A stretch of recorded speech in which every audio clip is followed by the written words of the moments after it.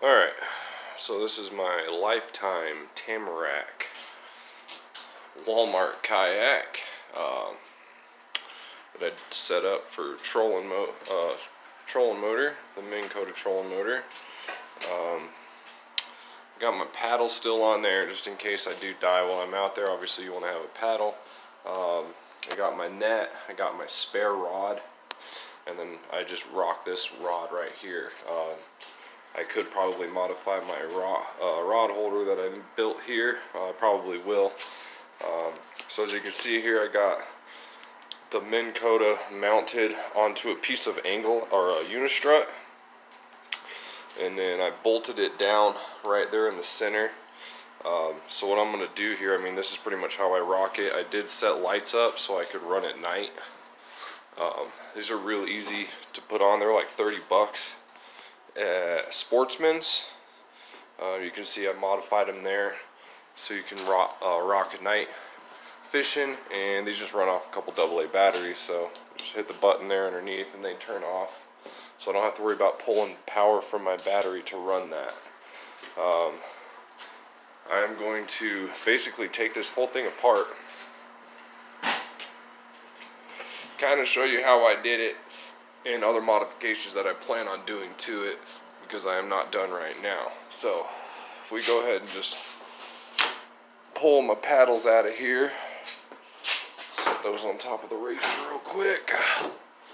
Alright, pull the paddles out. Alright, I'm going to pull the net, hang that on here right there, pull this pole.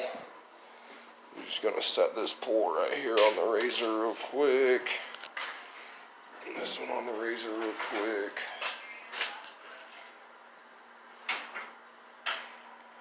Alright, so that's pretty much there. Pull that down there. This comes off right here, so that's real simple. I built this out of 1-inch PVC. I am going to repaint it to like a camo blue instead of a camo green here. So that's 2 1-inch T's and 2 1-inch crosses with just a little bit of 1-inch pipe there. It does fit perfectly into these rod holders that come from the manufacturer right there. Now as far as my bat goes here, I did modify this string. It was just like this one here, and it crossed. So I cut it to where I just have one single string here, so I can just pull this off here. I can pull my tackle box real easy. So let's go ahead and set this over here. I am going to pull this whole motor, battery box, and everything, show you guys exactly how I got all this mounted on here. But I made it to where it's all removable. You could make it easier with wing nuts. I preferred to use bolts, washers, and locking nuts because I didn't want it to come off on me in the lake. So same thing with the battery box here. This is real simple. So this just pulls off here. I got this battery box on Amazon for 65 bucks. You could get cheaper ones for like $12. But this one does have a test button, so you can see the battery life right there. It also has resettable breakers, has a USB import here, or input, and a 12-volt input for like a cigarette lighter or a phone charger or something else if you prefer. Now I do like this feature here. We got just some wing nuts on that. I can pull the wires right out of there, no problem. This top just comes off. Battery sits in there. There's 2 wires on the back of this that I just hooked up to that. So you can see on the bottom here, I do have 2 bolts going through. Now this was a little tricky because I did have this strap that I had to keep underneath it. But I went ahead and just went in through right here. And you can reach your hand up underneath there and you can feel the bolts. I mean, you can get a wrench in there real easy. Now you can see there's a little bit of moisture on my hands. I did not silicone this yet or gasket it in any way. So that's why I'm taking it all apart today, so I can gasket everything, silicone it up, make sure everything is really good and waterproof. Now as far as that goes, I mean, that's the battery box, 2 bolts. I used ISO pads, which is an HVAC term for isolation pads that we set underneath condensers and furnaces and stuff. You can see I have another one right there.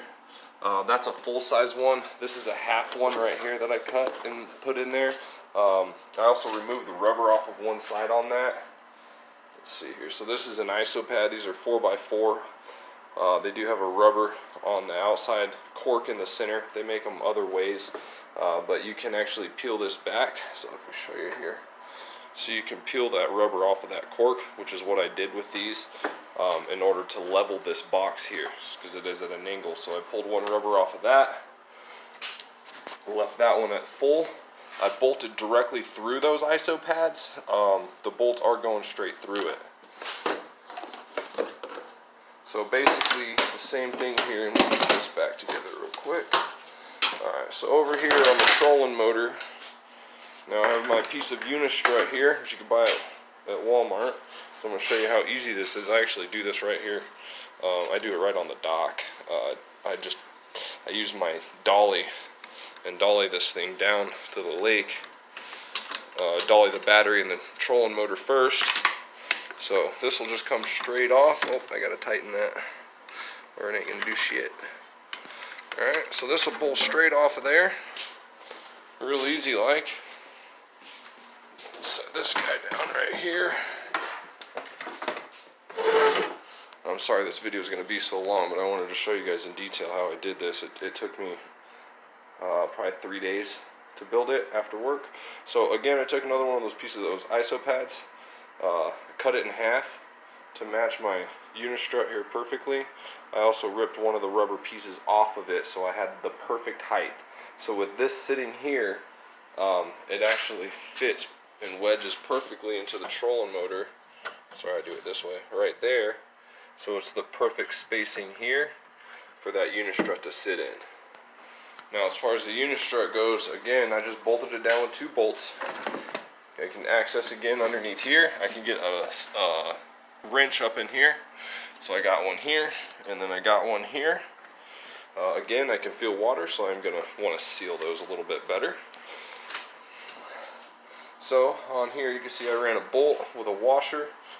This bolt is about 4 inches long, I believe. Let's see. Find it, yeah. So it's 4.5, but I used a 4-inch long bolt. You can see, I mean, I did have, you got that metal's pretty thick. I have a pretty thick bracket here. Again, I used the top parts of the iso pads that I peeled off, and I used those as a rubber gasket in between the metal and the plastic here, so that way it doesn't tear into my kayak or pop a hole or rip a hole or anything like that. Now, these brackets right here you can buy at Home Depot. I actually got lucky. Most of the stuff I built this with I had left over in my garage or on the side of my house from other projects. Now, this unistrut you can get from Home Depot. You can see this is, I mean, it's fucking sturdy. It's not going to go nowhere. So, bracket there, bolted through, bracket here, bolted through, and the bracket is just to keep it from moving at all. It's solid. Now I just bought a 10-foot piece for a different project. This is the unistrut right here though. This is what it'll look like when you buy it at Home Depot. I just cut a 42-inch piece off of that. Now the reason I left it long on the other side was, at first I wasn't 100% sure if I wanted the trolling motor on the right side or on the left side. So I wanted to make sure I had it long enough to where I could just cut one end off. After being out on the water, I like where the trolling motor is on the right side of me when I'm driving. On the left side here, I think I might hook up maybe my my fishing graph or something off of that. I don't know. I'm gonna leave it there because I'm gonna modify it